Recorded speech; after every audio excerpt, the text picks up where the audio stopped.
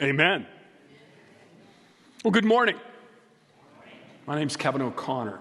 For those of you who don't know who I am, my wife Carol and I hang out at the 9 o'clock service, man. We like the chill that happens there. So we've had enough excitement in our lives. So, wow, what a morning. What an incredible move that God is doing. I mean, I appreciate so much what Pastor Joe said about what's going on at Asbury, because I've been following it along, as I'm sure many of you have as well. And from my perspective, the thing that I've been praying for the last 10 years has been, we all want revival, right? I mean, we want to see God do a great move in our world, in where we live. But I think the most important thing, and this is something that the Holy Spirit's placed on my heart and has for a while, is before any of that can happen, before we can have a revival, I believe we have to have reformation within the church. I believe that the move of God has to be grasped and fully implemented within the church. We have to find ourselves back to a place where we are not only acknowledging, but seeking to fulfill the purpose that God has given the church, which is to do exactly what's going on, which is to make disciples, which is to reach people with the love and the grace of our Savior, Jesus Christ. And to see it happen, especially for me personally, at a place like Asbury. Some of you may know, I'm an ordained Wesleyan pastor.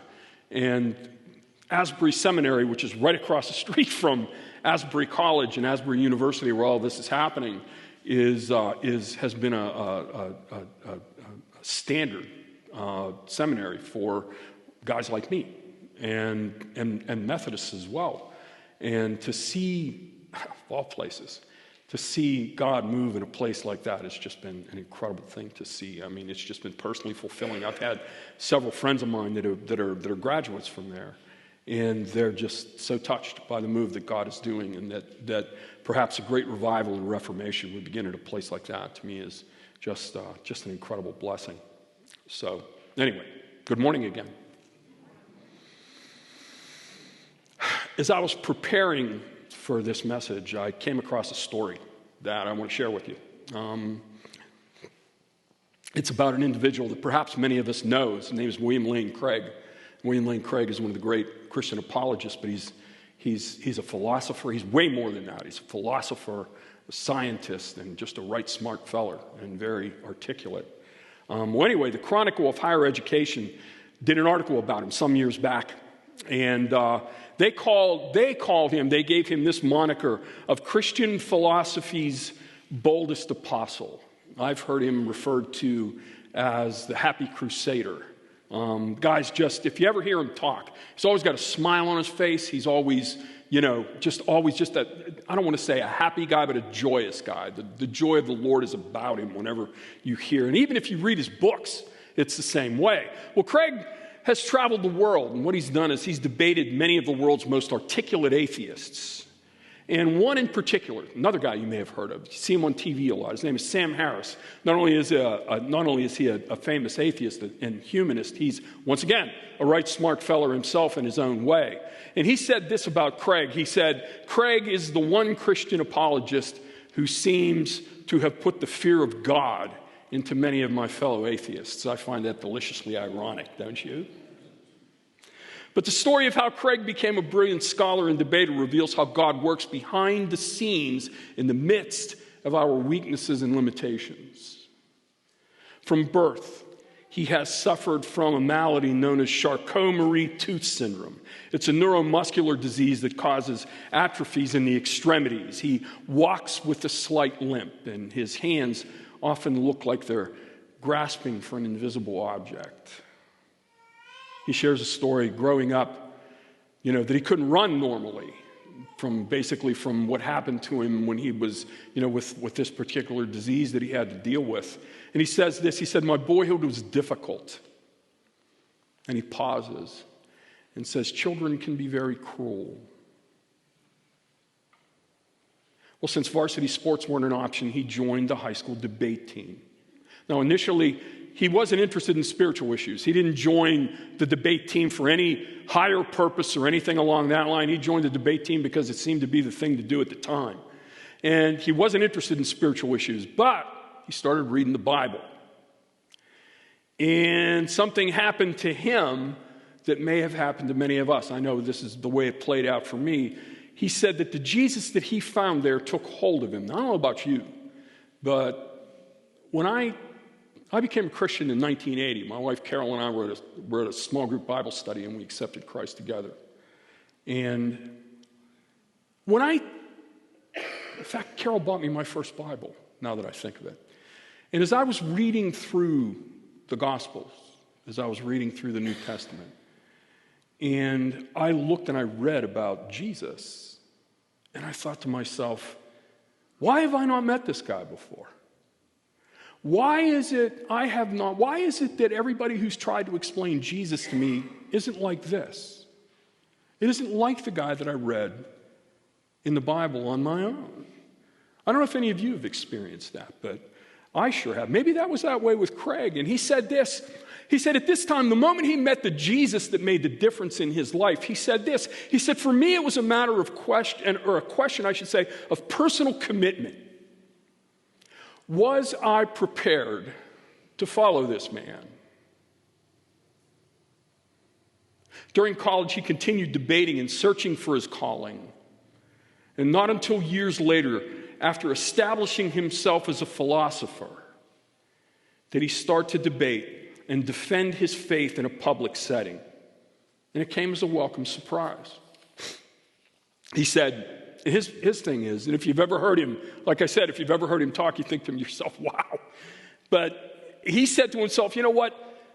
No big deal. I was just thrilled to be able to use the debating skills that I have as a means of fulfilling the vision of sharing the gospel.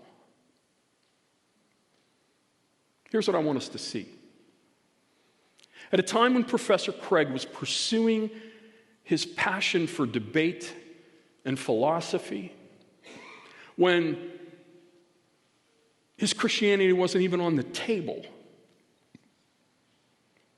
God was at work behind the scenes, forming and revealing his purpose for him, to him, which turned out to be using Craig's passion, his love to engage in debate, for his purpose. Allow me to share a personal story with you. As I just shared with you a moment ago, I became a follower of Christ in 1980. And around 1986, I had a series of unfortunate events happen. My father got very, very sick, and I bought into some really bad theology. I won't get into the details of that at the moment. If you want to, we'll have a cup of coffee, and I'll be happy to share that with you. But I bought into some really bad theology. And when my father died, I basically felt that God had double-crossed me, you know? And I basically said, okay, God, if that's the way you're going to treat me, color me gone. And for the next several years, I played the prodigal. Well, in 1986, I also started college. I was a late bloomer. That's another story, too. So I, like everybody in the 80s that was going to school, I wanted to be an investment banker. That's what I went for. I went to business school. I majored in finance and accounting. And man, I was going to be an investment banker. I didn't necessarily need to go to New York, but there was plenty of stuff in Pittsburgh, which was my hometown, where I could do that. It was a financial center in and of itself. So anyway, that's what I went to school for. But what I found was that as I started taking classes, the first thing I found out was that I hated accounting. I don't know how y'all accountants do it, man. I really don't. And I say that partially tongue-in-cheek and partially looking out of my right eye because my wife is an accountant. So I have deep admiration for her, and I shake my head every time. But anyway, I started to get a love for, of all things, and some of you might think this is worse, for economics. And I had a teacher that was just dynamic and incredible and inspiring. And like I said, he was just a couple of years older than I was because I was an older student when I went to school. And I also found that what I started doing was I started tutoring because we needed to make some money. We had a family at home. My children were very young. They were 2 and 1.5, or 3 and 1.5, and my daughters were little, and my wife was working, and I needed to figure out a way to help make ends meet. So that's what I did. So I tutored, and I got money for it. And I just developed a deep love for teaching. So I decided, after discussing it with my wife, I decided that I wasn't going to major in finance and accounting anymore. I was going to major in economics, and I wanted to be a college professor. I wanted to teach at a college level. So after I left and finished my bachelor's work, Bachelor in Business Administration, I went to West Virginia University and was in a PhD program and was pursuing, what I needed to do to become a college professor. And once again, some things happened that were unfortunate. I was burnt out. There was any number of things I needed to make money for my family, and plus the work was overwhelming. I had to leave the program, and it broke my heart because my passion, the thing that I really wanted to do, that I really felt that I really wanted to do, was gone. And a funny thing happened several years later. In God's indomitable way, He led me back to Him. And I was fortunate that I was a part of a church that was a church plant. It was just a few years old when I found my way back to the Lord, and I got to know the pastor. He became my mentor, and he allowed me to start teaching classes at the church. And ultimately, I received a call from God to not just to become a pastor, but to become a church planter. And I mean, the fact that I'm standing up here before you is a testament to, God taking my passion and using it for His purpose. At the time I was pursuing my passion for economics, it's funny how this worked. At the time that I was pursuing my passion for economics and teaching, God was at work forming and revealing His purpose for me, to me, which turned out to be using my passion for His purpose. Now, I'll never forget the first time that it dawned on me that I was getting to do the thing that I loved the most as a service to God. It was one of the most exhilarating and at the same time humbling experiences of my life. Now, if you've ever spent any time around me or spent any time with me, you'll hear me talk about the epic life. Epic has become an overused word, I believe, in today's vernacular. And it's unfortunate because it's the best description of what a life spent in pursuit of God's calling is all about. The epic life is lived, I believe, at the junction, at the crossroads, at the intersection, if you will, of passion and purpose. I believe with all that I am that God has an epic life planned for each and every one of us. But you know what the sad reality is? Many of us, perhaps even most of us, the overwhelming majority, I might say, will never live it out for various reasons. Now, I know a lot of really smart and talented people who spend a lifetime pursuing their passion, but fall short of living in epic proportions because they didn't pursue it with a higher purpose in mind. These people who have attained a great levels of success that the world would envy, but they would tell you, and they have told me, that it was all in vain because it was so temporal, so meaningless. I had a good friend of mine. When I was at our church in Pittsburgh, I had a good friend of mine. He's a couple of years older than I am. Wildly successful. Incredible in business. And he came up to me. I'll never forget it. He came up to me and he had kind of a distraught look on his face. And he said to me, "Kevin, can I talk to you for a minute?" I said, "Sure." So I pulled him off the side. We were having a conversation. He said, "Let me ask you a question, straight up. He says, you know me. You know how much I love doing what I do, how God has blessed me and I've been, very successful at what I do. But he looked me squarely in the eye and he said this, but is this all there is? There are so many people out there that have spent a lifetime pursuing something without the higher purpose in mind, that when they finally attain it, they look themselves in the mirror and say, I did that for this? To live an epic life is to commit your passion to discovering and living out the calling, the purpose that God has given you. Now let me stop here for just a minute and define the word epic. I like to use Webster, so let me tell you what it is. It's going to be on the screen here. It says, an epic is a long poem. You might think, what does that have to do with what we're talking about? Well, let me finish. Typically one derived from ancient oral tradition, narrating the deeds and adventures of heroic legendary figures or the history of a nation. Many of us are familiar with many epic poems. The Odyssey, the Iliad by Homer, the Gilgamesh epic, okay? Goes back into the Beowulf. There's Dante's Inferno. I mean, any number of these things.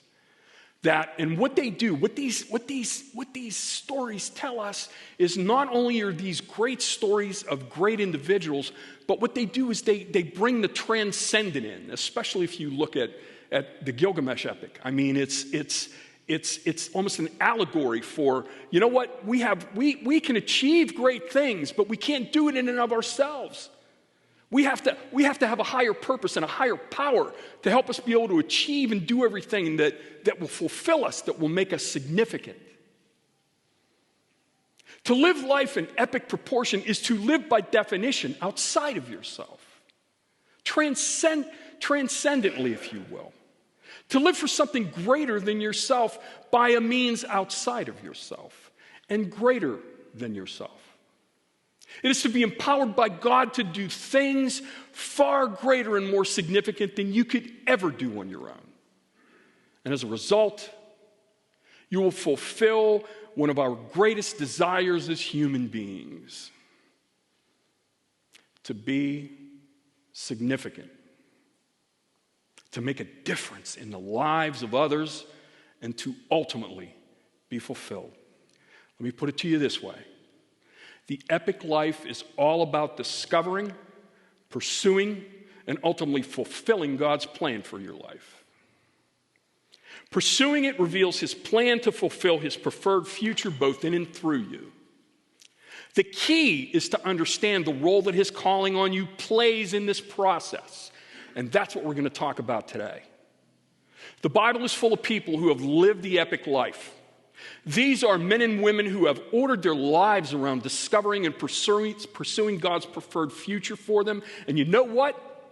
They probably didn't even realize it at the time that they were doing it. If you were to ask them, they would probably just tell you that they were simply being obedient to what they believed God was asking of them. There's one in particular who I believe defines by their story what it is to live epically in pursuit of God's calling on them. And his name is Gideon. Let's take a look at Gideon. We're going to take a look today at Judges chapter 6 and verses 11 through 16. That's going to serve as our text for today. That's what's going to get us started. Now we're going to go through Judges 6 and 7, but these are the verses that I want us to really focus on. But before I read it to you, allow me to give us some context. Now, many of us know, if we've read the Old Testament, that Judges comes right after the book of Joshua. And what we see is that we see God do incredible things in the first 5 books of the Bible and with Joshua. And if you look at, I believe it's at the end of Joshua, you see that one of the last verses is that, you know, the people ended up doing what was right in their own eyes. And that was the beginning of some really rough times for the people, for the children of Israel. And what you'll see is you'll see a pattern develop in Judges that where we see that the people do evil and God judges them. That's not what judges are for, but God judges them. He judges them in a way where, you know, he sends calamities their way. And ultimately what happens is the people cry out to God. Say, God, why are you doing this to us? Please help us. And what God does is he raises up a leader called a judge. Now, at the time, it was God's desire for Israel to be a theocracy. God was going to lead. He was going to be the ultimate leader. But he was going to use people called judges who would kind of serve as go-betweens between the people and him. Now, these judges, they were prophets and they were kings. You know, it was an interesting situation because not only did they proclaim the word of the Lord, but they made judgments on, and they were leaders and they were military people. All of these things. So what you see is this pattern developed throughout the book of Judges. You see people that are, you'll see judges come in, they'll judge, God will do great and mighty things through them, lift the people up, and then all of a sudden the people will once again start doing what was right in their own eyes and, worshiping idols and all this other stuff. And that pattern, and you see that pattern go all the way, pretty much all the way through the Old Testament. If you think about it, it goes all the way through Judges. If you look at Kings and Chronicles, you see the same thing happen in a situation like that. God raises up a leader, does great things, leads the people, back to God. Then he dies. People go back to being evil. You just see this pattern developing. Well, the same thing happened. This is where Gideon was. At the time of Gideon, the nation of Israel was being judged by a group of people called the Midianites. It was the tribe of Midian. These were people who were Ishmaelites, and they were nomadic. And they were terrible at farming. They couldn't make nothing. They couldn't grow nothing. They couldn't build nothing. But you know what they could do?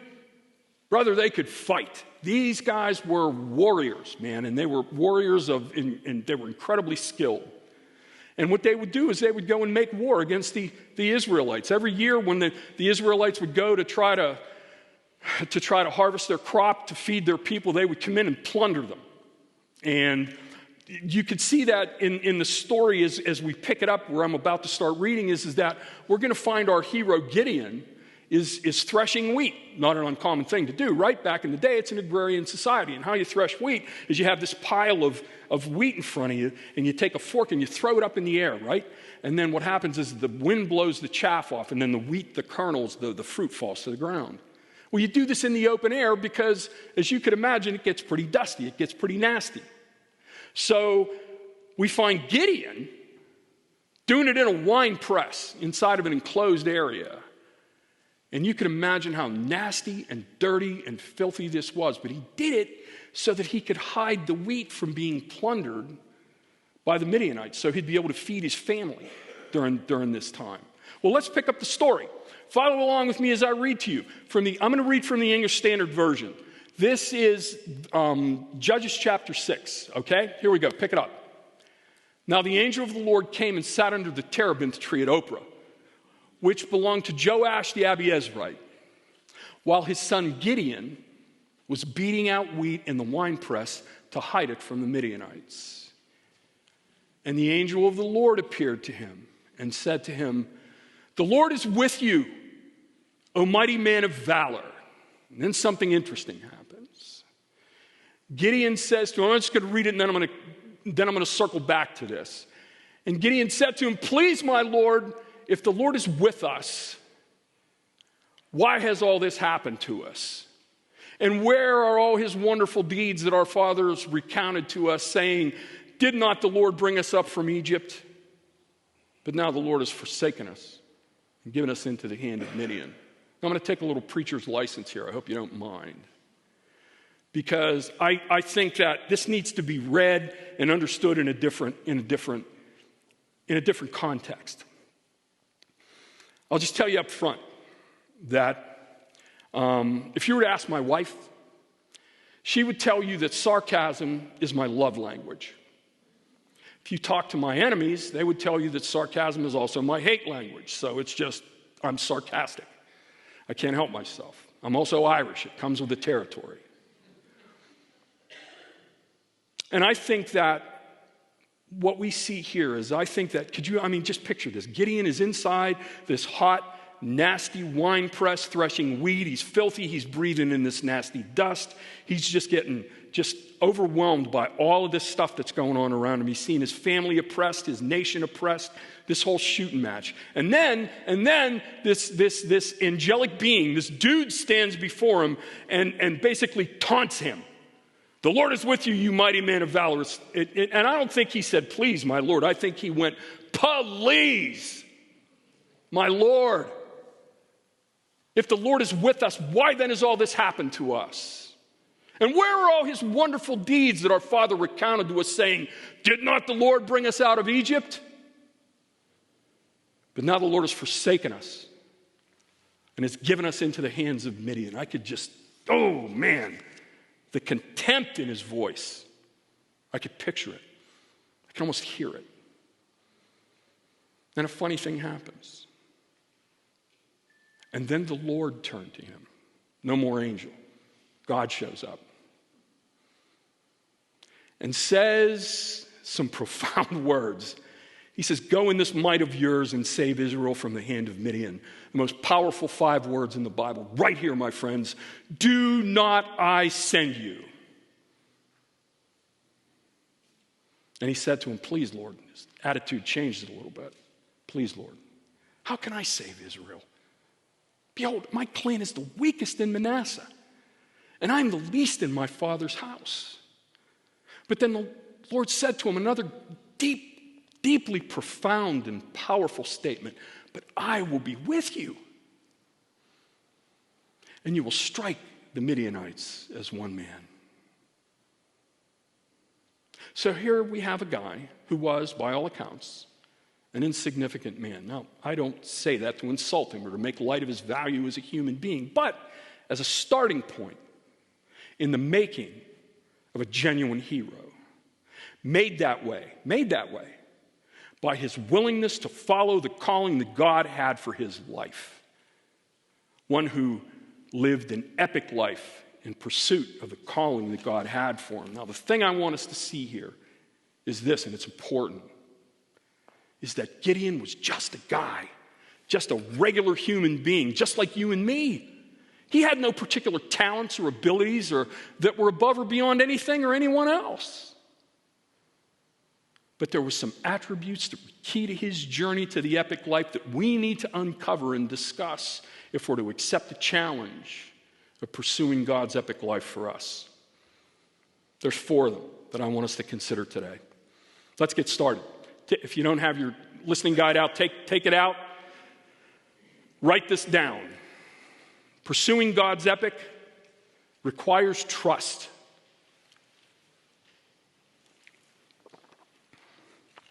Anybody who has been a follower of Christ has been challenged by something that causes you to question your belief in God. I don't care who you are. Sometimes it's an event, a death or a divorce or a lost relationship or an event or a circumstance or situation that arises that causes us to wonder where God is in the midst of this thing. You know, we've all asked this question, God, where are you? And more often than not, you know what his response is? Do you trust me? It goes to faith. Joe talked about it earlier. It goes to faith. And the question is this: what are you willing to believe? Allow me to give you a working definition of faith that is found at the most critical points of the most profound stories in the Bible. Here it is. Faith is not simply believing that God can. It is believing that God will. It doesn't take much to believe in God's ability to do things. I mean, he's God, for heaven's sakes. If the Bible is to be believed, there's nothing that's too great for him. The $64,000 question for us is this: whether he is willing to do things for us, for our sake. Now, y'all might be sitting over there thinking, well, geez, Kevin, I mean, I look at Pastor Timothy. Yeah, I can see God being willing to do great things. So Pastor Timothy's a great teacher, a great leader. I could see him working through Pastor Joe. Man, he's an awesome worship leader. He's doing great things for God. But me? Come on, man. When God asks us to trust him, he isn't asking us to trust in his ability. He already knows he can. And he knows you know that he can. What he's asking us to trust is his willingness. Gideon is a great example of this because by his own admission, he was a man who was weak and was broken in many aspects of his life. What did he say? He said, I'm the least in my family, which is the least in the tribe, which is the least tribe in the nation. He is the least of the least of the least, and yet God himself stood before him and called him a man of valor, a man of courage, a great leader. Check out verse 16. And the Lord said to him, but I will be with you, and you shall strike the Midianites as one man. You see, God was challenging Gideon. Do you trust in my willingness to make you into the man that I need at this very moment? The man I meant for you to be since before time itself began. Wow. The calling, the purpose that God had for this man would require him to trust in something that was so far beyond his ability to believe that it would take a series of events and tests over the next little while in order for it to finally click with him. But he had to take that first step. He had to be willing to take God at his word, to do a small thing in order to achieve over time something greater than he could have ever possibly imagined. Gideon would ask God to do a series of small things for him. And if you read, and I encourage you, read Judges chapter 6, you will see that Gideon asked God to do a series of small things for him that kind of seemed at first to be a little bit trivial. But you see, they were tests. Once again, not of God's ability to perform them, but of his willingness to do so. Gideon knew that what God was asking of him was far beyond his own ability to do. He knew that the only way that this would happen would be for God to show up big. The first step in the process of living God's epic for him was learning to trust in his willingness to do for him what he said he would. In the New Testament, I think Paul struggled with this as well, but I think from a different perspective. He wanted to believe that he played an even larger role in fulfilling his calling and living epically than he really did. He once begged God to free him from an affliction that he believed was holding him back from achieving even greater things than he was already achieving. And God set him straight. And to Paul's credit, he willingly, even gladly, accepted God's answer. This is a familiar passage from 2 Corinthians 12. Take a listen. He says, but he said to me, this is God speaking to Paul, he said to me, my grace is sufficient for you, for my power is made perfect in weakness. First and most important step in living the epic life, trust. The second is perhaps equally difficult. Write this down. You must learn to be selfless. It's your calling. It's your epic. But you can't fulfill it or achieve it by looking inward. One of the first lessons I had to learn in my journey for living epically was that I was helpless when left to my own devices. God had to show me that he would be my provider in all things, and that he would use others in order to make the necessary provision. Gideon would find this out pretty much from the jump when God gave him his first assignment. You see, God had instructed Gideon, after he went through a series of these tests, God had instructed Gideon to utterly destroy the symbols of idol worship in his village. Idol worship was the curse that Israel was dealing with at the time, as they would constantly. So that sounds simple enough, right? Take down a couple of statues and everything else, no big deal. So, question, why did God instruct him to take a bunch of other guys with him in order to make it happen? Check out chapter 6 and verse 27. He says this, so Gideon took 10 men of his servants and did what the Lord told him. Now I believe, it's because God wanted Gideon to know, first, that it was a work of God and not him that was making all this happen. And second, that it was important for Gideon to know how important it was to bring others along on his epic so that he may eventually help them fulfill theirs. To be a part of the work of God in someone else's life teaches us that it's not about us, that it's about the work of God being completed in others so that God may get the glory. Now, my guess is years later, these guys spoke of a bond that was forged between them in the midst of this work that God had them do together as he was revealing and fulfilling his calling in Gideon. Paul knew of the importance of emptying himself in the pursuit of a higher calling in Philippians 3. Once again, a familiar passage to many of us.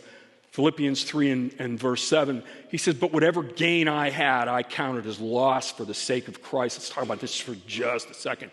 If you go to the previous couple of verses before this, Paul lays out his bona fides, who he is, that he was a Jew among Jews, that he was a Pharisee, that he was one of the learned men of the day, that he was taught by Gamaliel, who was the rabbi that you wanted to be taught by, that he had achieved the pinnacle of Jewish leadership, that he was highly thought of, and when he walked down the street, people knew him and recognized him and honored him.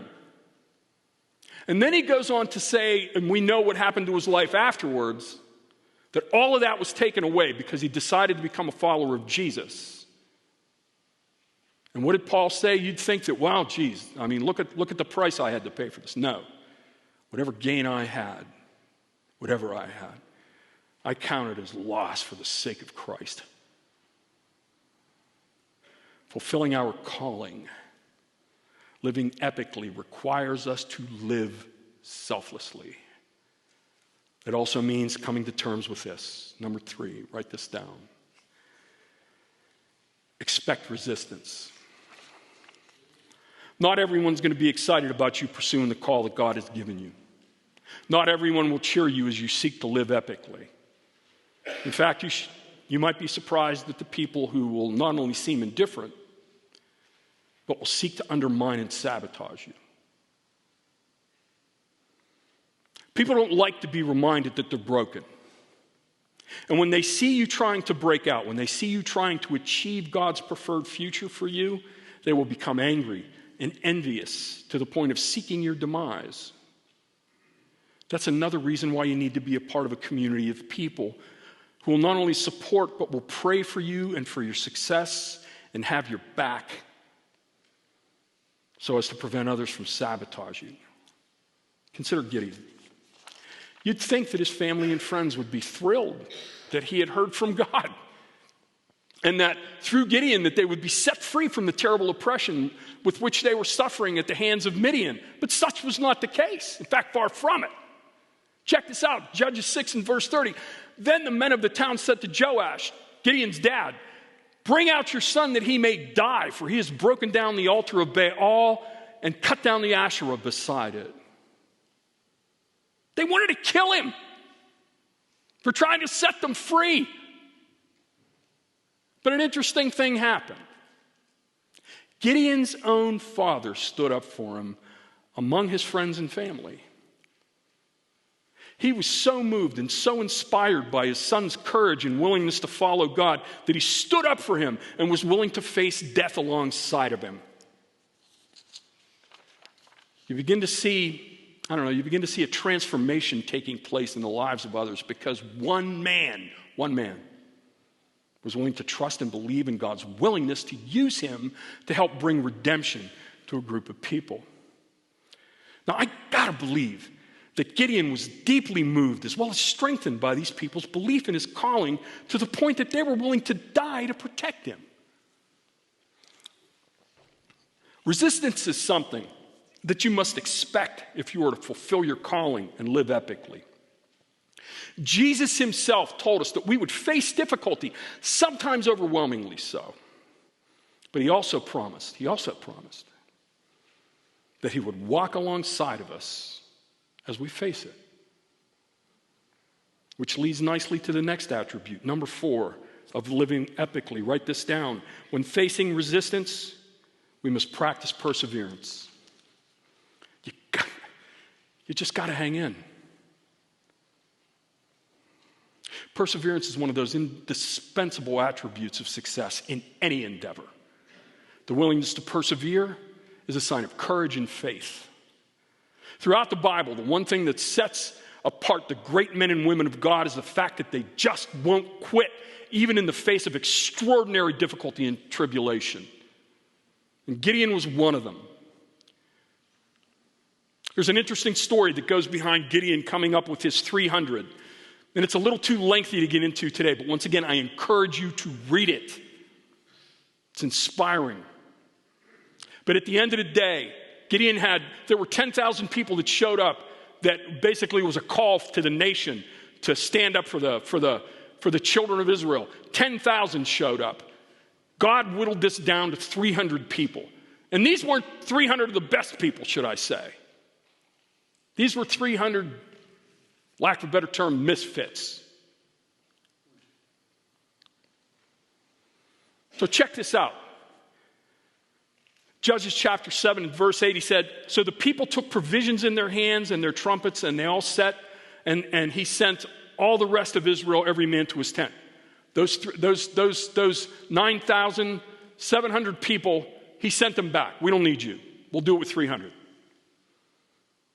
But he retained the 300 men, and the camp of Midian was below him in the valley. Now, the camp of Midian had 135,000 men.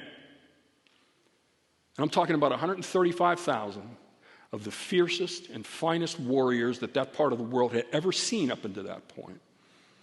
And above them, overlooking them, was Gideon and his 300 misfits.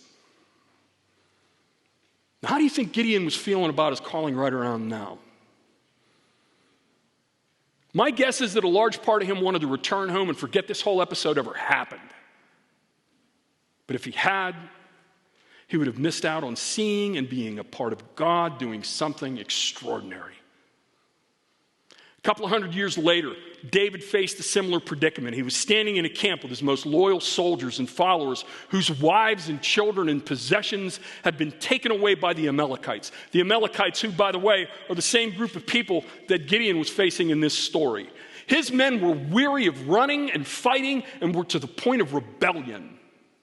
There was talk of stoning David and returning home. I'm done. I'm going home. I kill this guy, be done with it so he won't chase me around anymore. I'm done with this.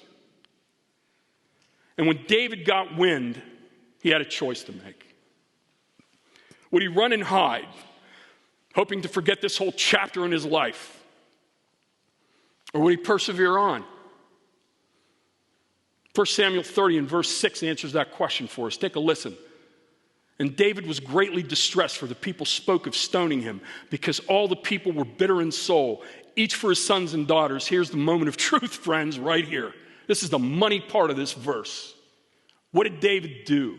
Did he tuck tail and run? No. But David strengthened himself in the Lord his God. Here's something we absolutely must remember. And if you forget every other thing I said here today, please remember what I'm about to tell you. When things look their bleakest, when it seems that there is no hope, and you just want to quit, don't. Because more often than not, that is when the greatest breakthroughs and victories are about to happen. If you just hang in and don't quit. It is in these places and at these times that we see God move in extraordinary ways. And if we quit, we will miss out on being a part of God's great epic story, the redemption of the world that he so loves. Write this down. When you learn to trust God, when you strive to be selfless, when you learn to expect resistance and you practice perseverance, prepare for God to do great things both in and through you. Allow me to finish Gideon's story. So Gideon, God comes to him in a dream that night and said, Gideon, I want you to go down into the camp of Midian. When you hear When you hear the dream that's going to be interpreted, your hand is going to be strengthened. Here's what's really cool. But he said, but if you're afraid, take your friend with you.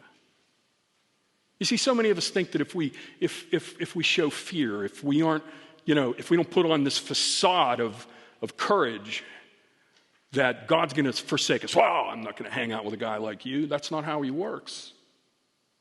God's desire is to make you into the person he needs you to be. And he needs you to be upfront with him and honest, not just with him, but with yourself. So Gideon is in the camp of his enemy, and he's probably wondering what the heck he's doing. And when all of a sudden he hears this story that is just by one of the Midianite soldiers, that is just so off the wall, so crazy, that God simply had to be at the root of it. And it dawns on him. It dawns on him that God really is in this thing. And he really is willing to use him as his vessel of redemption for his people. Check this out. Judges 7 and verse 15. He said, as soon as Gideon heard the telling of the dream and its interpretation, he worshiped. It dawned on him. He worshiped right there.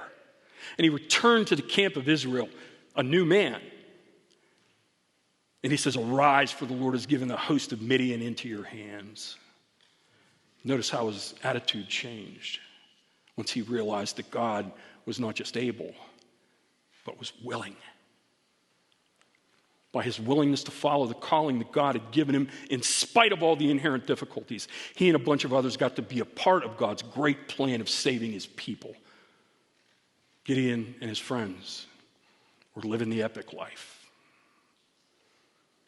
By learning and experiencing the willingness of God to use ordinary men and women in his extraordinary plan of redemption, these people experienced life that was significant beyond their wildest imagination. I mean, think about it. We're still talking about him 3,000 years later.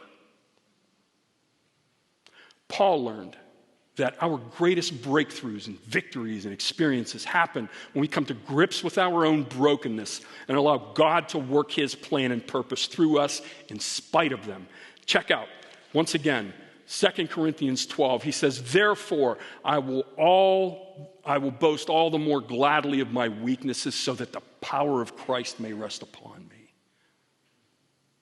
For the sake of Christ, then, I am content with weaknesses, insults, hardships, persecutions, and calamities. For when I am weak, then I am strong. Strength and weakness. It's one of the great paradoxes of our faith. And I might add, one of the key factors to living epically.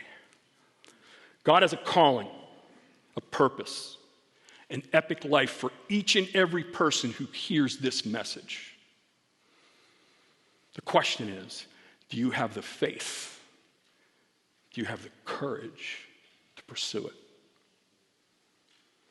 My guess is that there is not one person listening today that doesn't want to see God do great things in and through you. But are you willing to pursue God's calling on you? Are you willing to order your lives around his plan and purpose for his church and become a part of it? Because I've got news for you.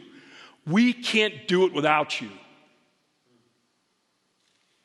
And besides, why would you not want to be a part of the work of redemption that God is about to unleash in this place at Arden First?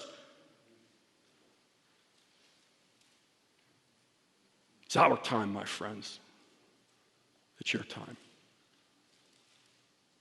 Invite God to do a great work in you so that he may do a great work through you. Seek God's calling, his purpose for you, and order your life around it. And let the journey to your epic life begin today. Let's pray.